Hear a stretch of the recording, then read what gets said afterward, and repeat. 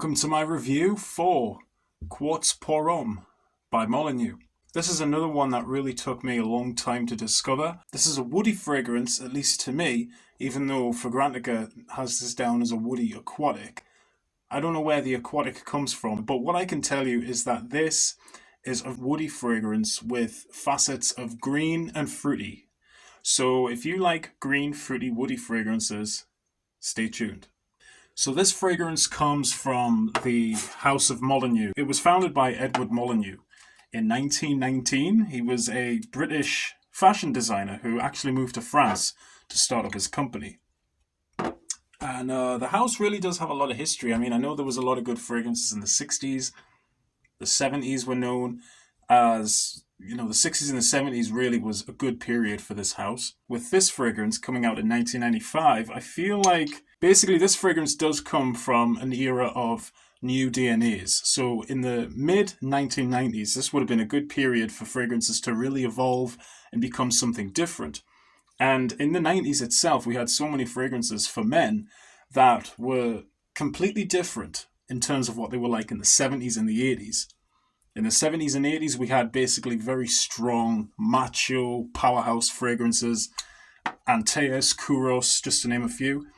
This type of fragrance comes from an era when men's fragrances were really starting to tone down and become a little bit more dignified, as opposed to being too strong and in your face. Show you guys the bottle design. Very simple, in all fairness. There's nothing extravagant about it. I have seen bottles of this where the cap looks very different to this. It actually has ridges on it and a bit of a patterned design as opposed to this solid, boring plastic grey or silver cap, I should say.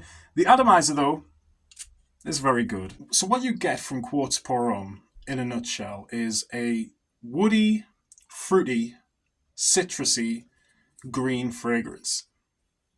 It's very safe, very casual, but does have the right level of sophistication to it.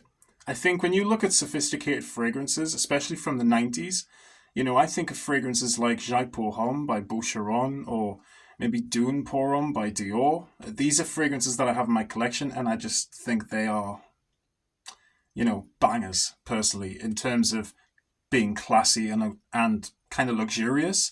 This is definitely more of a casual fragrance as opposed to a sensual, classy fragrance, but it still could be classy, depending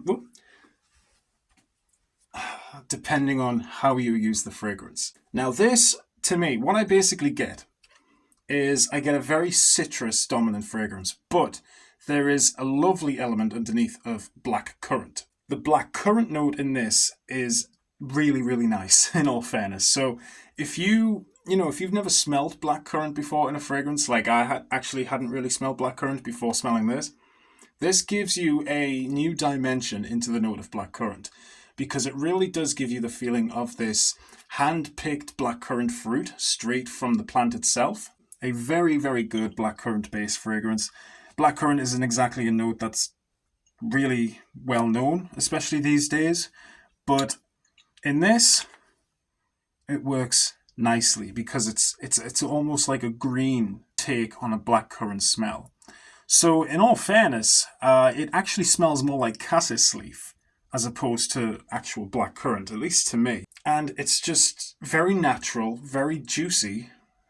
I hate saying that word, but it is. Bergamot and blackcurrant with a very nice apple note as well. So you are getting a mixture of blackcurrant and apple here. So you are almost getting this kind of forest fruits kind of smell. It smells very cheerful, very bright, but at the same time has this dry texture to it. And I'm thinking the dry texture might actually be coming from a bit of galbanum. There's also some moss in here, which we get in the mid as opposed to the base. And really the fragrance after, especially on the card here, the blackcurrant and the bergamot still going pretty strong. So I definitely get a lot of cedar also. That's giving me that lovely, sweet, woody vibe that I'm really picking up.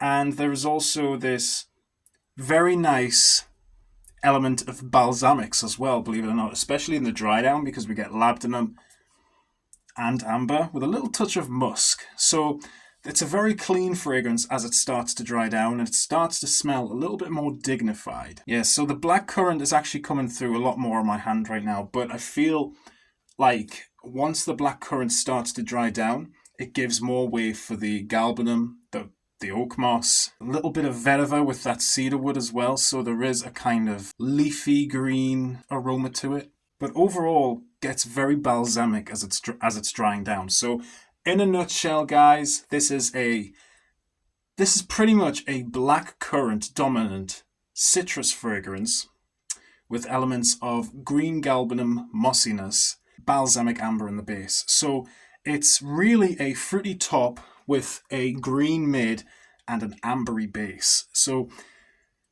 does it work?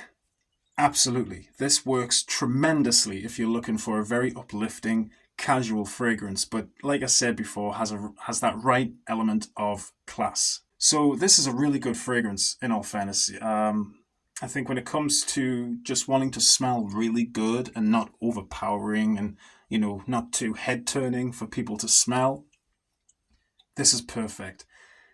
I think it could be a bit of a boring fragrance for a lot of fragrance enthusiasts, especially for people who are into niche fragrances or into the newer fragrances. Of course, with this coming from 1995, it has been around for a long time. It's scary to think that 1995 was, 28 years ago.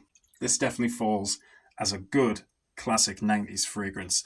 So, yeah, that's really what it is in terms of the smell. If you like blackcurrant, you'll like this fragrance.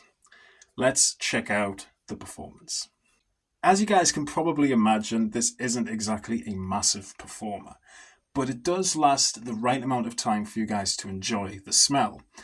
Because there isn't any exact potent notes in this fragrance, maybe the oak moss and a bit of that galbanum, heavy greens. But in terms of its performance, it's not exactly a powerful scent. So the sillage for this is, again, short-lived. But if you like fragrances that are quite sensual and don't make you feel overpowering, this is the right fragrance for you. It's an absolutely brilliant, bang for your buck, blackcurrant-based, green, ambery fragrance that you guys should definitely not ignore.